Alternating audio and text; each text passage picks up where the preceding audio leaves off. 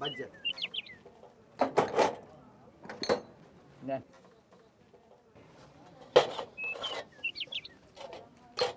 এটা যদু মিয়া না? এই যদু মিয়া, এই এদিকে আসো, কি অবস্থা? এক কাপ চা খেয়ে যাও, মামা। ভালো আছো কি বোন? আছি। মেলা দিন পর তোমারে দেখলাম। হয়েছিলা? আরে ঘুরে বেড়ালাম গ্রামে গঞ্জে, দেখলাম, শিখলাম, বুঝলাম, শিখার তো কোনো শেষ নাই রে ভাই। তাহলে তো এবার অনেক কিছু জানা যাইবো নাকি? অবশ্যই জানা দেবো, যাই না যদি বোঝো মানো তাইলে উপকার, আর উপকার পাইলেই তো এই যদুর কথা মনে রাখবা, আর মনে রাখলেই তো আমি ধন্য অনন্য। এত কষ্ট করে লাউ গাছটা লাগাইলাম, কতদিন গাছে পানি দিয়ে কত বড় হয়েছে, লাউগুলি কচি কচি লাউটি সব আমার চুরি করে লয়ে গেছে। আমার লাউটি সব পড়েছে, গজব পড়বো, উপরে গজব পড়বো, ঠাডা পড়ে মরবি তোরা। এই যদু, এই দেশে কি বিচার আচার নাই? আছে গ্রাম আদালত, চলছে আদালত গ্রামে গ্রামে। যদি রাখ তোর যদি, আমার লাউ সব চুরি করে লয়ে গেছে, ঠাডা পড়বো তো করবো, ঠাডা পড়বো উপরে। চলছে বিচার গ্রাম আদালতে। আচ্ছা আচ্ছা, তাহলে দেখা যাক গ্রাম আদালতে কি কি ধরনের মামলার নিষ্পত্তি হয়। আবার উনি হলো বাবর আলী, পোল্ট্রি ফিটের ব্যবসা করে, আর উনি বকুল, ওনার বোন, মানে বাবর আলী ভাইয়ের বোন, আর আমি যদু মিয়া। আপনারা কি কোনো বিষয়ে কিছু বলতে আসছেন? জি, এই মানে বাবর আলী ভাই ওনার কাছ থেকে টাকা পায়। হ্যাঁ পা অনেকদিন যাবত পাই, কিন্তু আমার টাকা দিতেছে না, খালি ঘুরাইতেছে। আর মনা লোকটা উনি আমারে আইতে যাইতে রাস্তাঘাটে ডিস্টার্ব করে। বুঝছি, আপনাদের বিষয়গুলো ইউনিয়ন পরিষদের মাধ্যমে নিষ্পত্তি করা যাবে। কেমনে? গ্রাম আদালতে দুই ধরনের মামলা দায়ের করা যায়, একটা হচ্ছে দেওয়ানি মামলা আর একটা হচ্ছে ফৌজদারি মামলা। আপনার টাকা পাওয়ার বিষয়টি দেওয়ানি বিরোধ, আর আপনারা যে রাস্তাঘাটে আসতে যাতে ডিস্টার্ব করে না, এটা হচ্ছে ফৌজদারি বিরোধ। সাধারণত চুরি, মারামারি, ঝগড়াঝাটি, প্রতারণা, হুমকি দেওয়া, কারো সম্পত্তি আত্মসাৎ করা, নারীকে অপমান করে কথা বলা, অশুভ অঙ্গভঙ্গি বা উত্ত্যক্ত করা, এই সমস্ত বিরোধ নিষ্পত্তি গ্রাম আদালত করে থাকে। আপা, এই গ্রাম আদালতটা কি? গ্রাম আদালত বিষয়টা একটু বুঝিয়ে বলি। গ্রাম অঞ্চলে ছোট ছোট দেওয়ানি ও ফৌজদারি মামলা নিষ্পত্তির জন্য ইউনিয়ন পরিষদে যে আদালত গঠিত হয়, সেটাই হচ্ছে গ্রাম আদালত।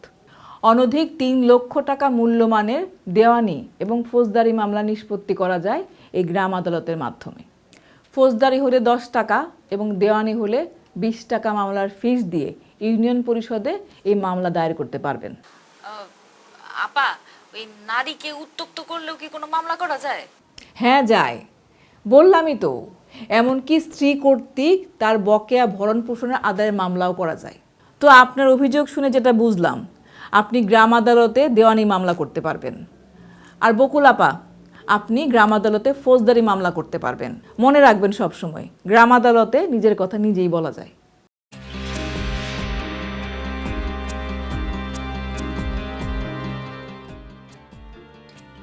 মামলার আবেদনকারী বাবর আলী, প্রতিবাদী মনিরুল ইসলাম মনা, আপনারা উপস্থিত আছেন? জি। আবেদনকারী বাবর আলী, আপনি কাঠগড়ায় এসে শপথ নিয়ে আপনার বক্তব্য পেশ করবেন।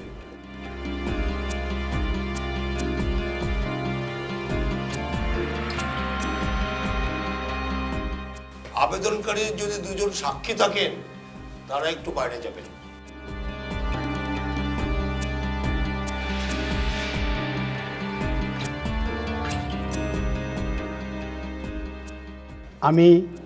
আমি বাবর আলী প্রতিজ্ঞাপূর্বক শপথ করিতেছি যে প্রতিজ্ঞাপূর্বক শপথ করিতেছি যে আমি যাহা বলিব সত্য বলিব, আমি যাহা বলিব সত্য বলিব, সত্য বই মিথ্যা বলিব না, সত্য বই মিথ্যা বলিব না, কোনো কথা গোপন করিব না। কোনো কথা গোপন করিব না।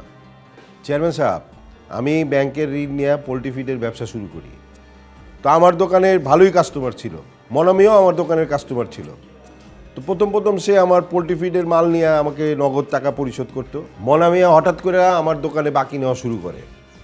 50 বস্তা পোল্ট্রি ফিডের দাম 1,45,000 টাকা, এটা সে আমার দোকানে বাকি করে। এই বাকি টাকা চাওয়ার পর থেকে সে নানান ধরনের তালবাহানা করে এবং আজকে দিচ্ছি কালকে দিচ্ছি করে করে আমাকে ঘুরায়। এবং আমি তার কাছে যখন টাকা দাবি করি যে তুমি যদি টাকা না দাও আমি তোমাকে আর বাকি দিতে পারবো না, এবং সে হুমকি দেয় যে আমাকে একটা টাকাও দিবে না। তারপরে আমি নানানভাবে তাকে বোঝানোর চেষ্টা করি, সে কোনোভাবেই মানতে চায় না। তাই আমি গ্রাম আদালতে মামলা করি। চেয়ারম্যান সাহেব, আমি ন্যায় বিচার চাই। আপনার কিছু বলার আছে? জি, আমার চাওয়ার মধ্যে একটাই, আমার টাকা আমি ফেরত চাই এবং আমি ন্যায় বিচার চাই। ঠিক আছে, বসেন।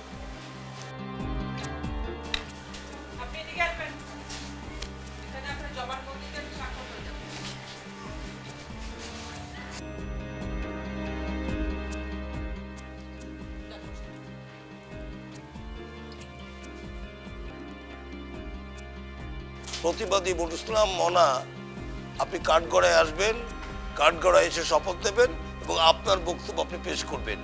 আর প্রতিবাদীর যদি কোনো সাক্ষী থাকেন, প্লিজ আপনি একটু বাইরে যাবেন।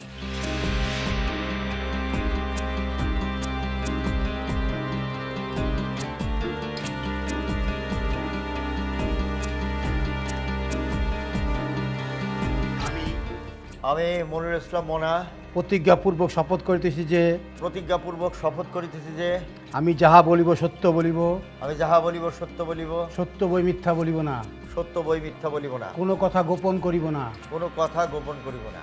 বাবর আলী যা বলছে সব কি সত্য? চেয়ারম্যান সাহেব, আমি বাকিতে মাল নিছি, এটা যেরকম সত্য, আমি টাকা তারে ফেরত দিয়ে দেবো, এটাও সত্য।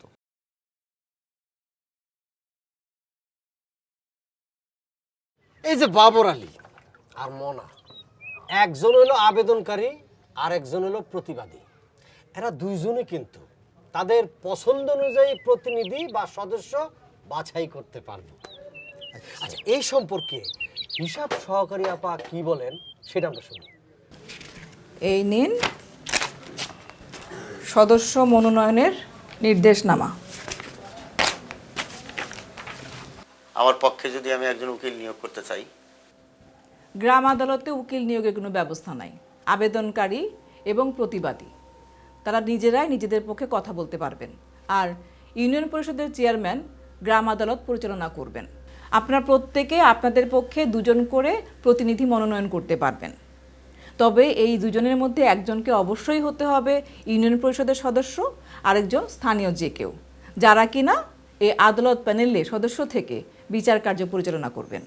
আগামী 7 দিনের মধ্যে সদস্য মনোনয়ন করে এই ফর্ম দুটো ফিল আপ করে জমা দিয়ে দিবেন। ঠিক আছে? জি। আসি তাহলে। আসসালামু আলাইকুম। ওয়ালাইকুম আসসালাম।